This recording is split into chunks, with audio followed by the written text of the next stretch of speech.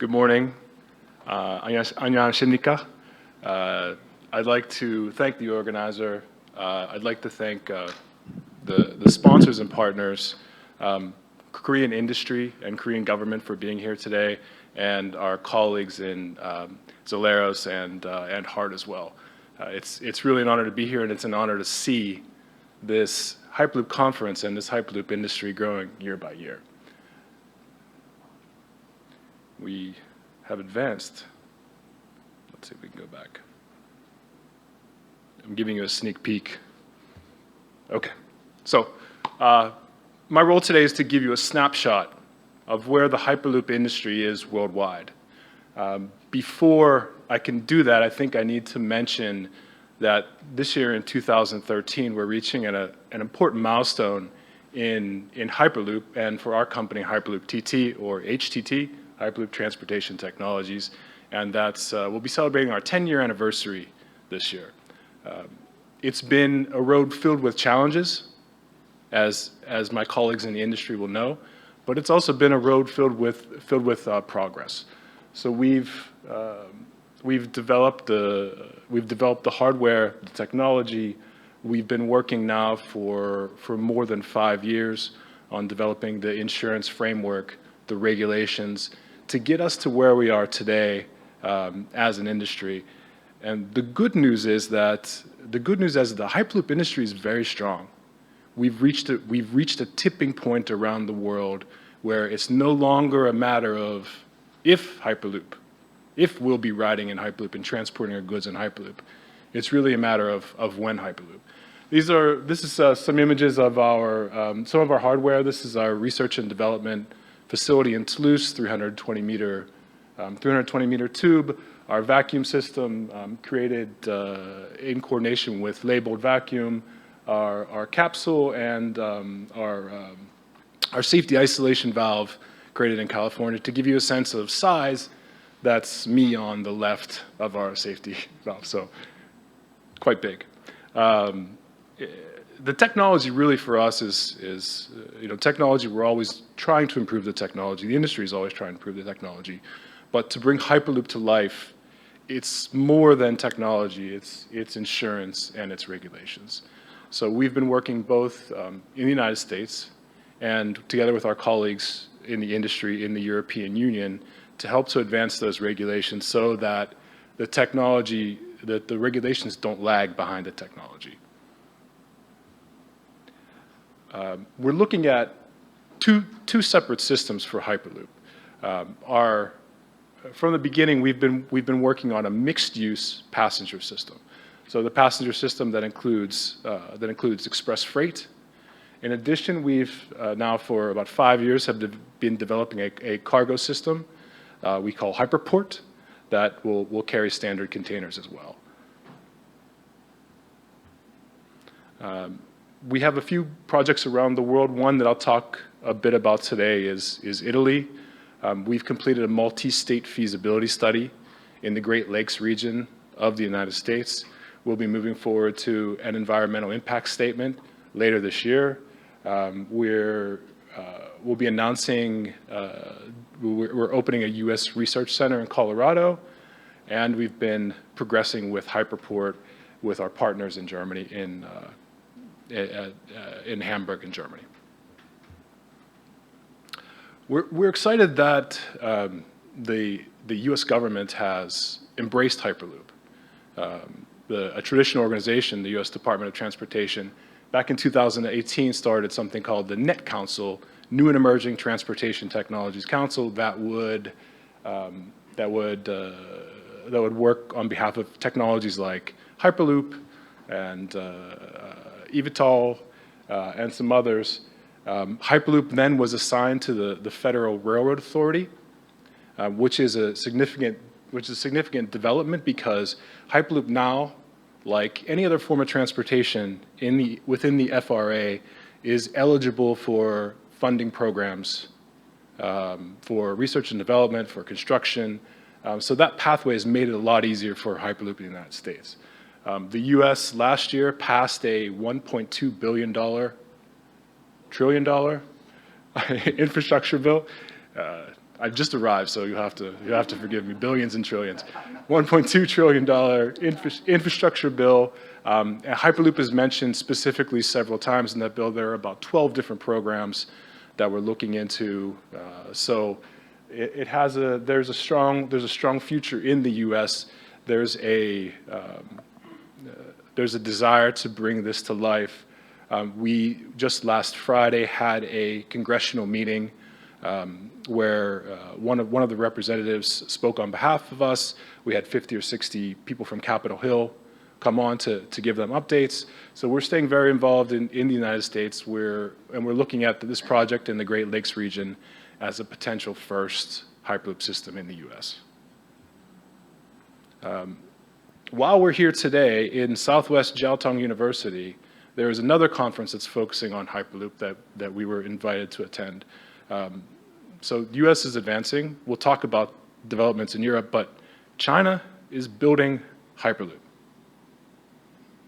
China's not waiting around. China is building Hyperloop. There are two separate efforts. One is by CASIC, the China Aerospace Science and Industry Cooperation, and there's another research center in Southwest Jiaotong University. They've just announced that they're targeting Shanghai to Hangzhou by 2035, a passenger route for Hyperloop.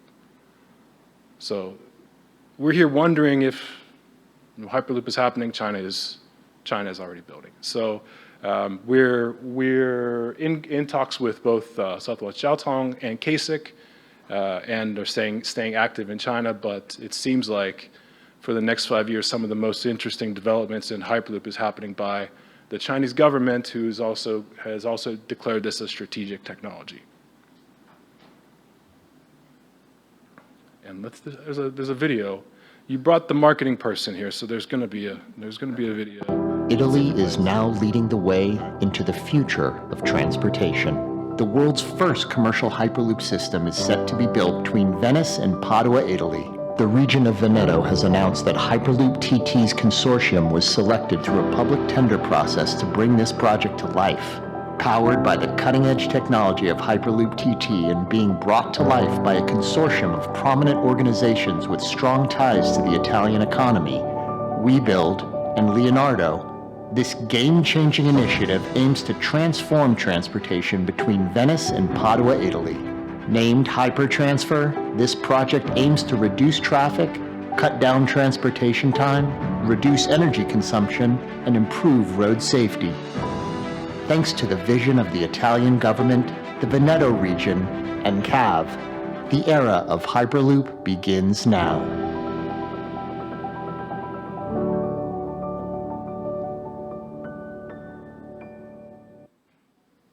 So you might be surprised if we're asking where is the most interesting developments in Hyperloop in the world happening right now. And China's not a surprising answer, but Italy might be a surprising answer for some of us. But Italy is rapidly advancing in Hyperloop. They, about a little over 1 year ago, did a public tender for an $800 million project that would place Venice at they look to place Venice at the crossroads of Europe. That will build a Hyperloop system, initially a demonstrator, probably 10 kilometers long, that would extend from Venice to Padua, Italy. So the Veneto region, if you look at a map of Europe, is very well placed. They have a freight route there that comes from Veneto that has a tremendous amount of traffic, a tremendous amount of pollution. So they're looking at Hyperloop as a sustainable alternative to move both people and parcels from the port of Venice into Italy and beyond. The objective here is to be the world's first operational commercial Hyperloop. The Winter Olympics are happening in Italy in 2026, so there is a directive to do as much as possible before the Winter Olympics. We're looking at 2028 as a possible date, if things go smoothly, for the opportunity that we'll have an operational Hyperloop, and hopefully we can invite all of you to come to ride before 2030 at least. This is $800 million that's already allocated by the Italian government. It'll happen in 3 phases. They've just kicked off the feasibility assessment. The feasibility assessment is about a 6-month process. We'll start design by the end of the year, and hopefully by the end of next year, we'll break ground for construction. Now, when I say we, I think it's important to understand that for HyperloopTT, we're not doing the construction of the Hyperloop. We're essentially technology providers, technology licensors. So to build in Italy, it needs to be done by Italian expertise. If we were building in Korea, it would need to be made by Korea. We're just here to provide the technical, what we've learned in 10 years in developing the technology. We're fortunate to have the partners of WeBuild and Leonardo and RENA, some of the largest and most important players in Italy, developing the project. HyperloopTT is the technology provider for the project. So the objective is that we're going to move both passengers and freight. Freight will define during the feasibility study if that means containers or if that means parcels. Limited friction environment, constrained guidance, controlled aerodynamic resistance, low energy consumption, all of the hallmarks of a Hyperloop system. And this demonstrator, ready by 2028, should pave the way for city-to-city Hyperloops moving forward in Europe. If you look at why Venice, why Padua, it's for geographically in a Hyperloop system within 60 minutes, you're covering most of Western Europe.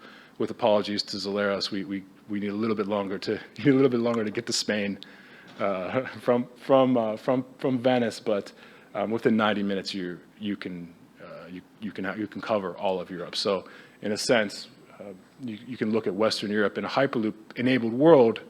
In our lifetimes, we can think of Western Europe as more like a subway map rather than a system. Countries like France are looking to ban domestic flights for sustainability reasons. So there's just tremendous interest now in looking at options like Hyperloop for that reason, for that sustainability benefit. So that is the world, the Hyperloop world in a nutshell. Again, it's great to be here. Look forward to connecting with old friends and meeting some new ones today. Thank you. Thank you, Robert.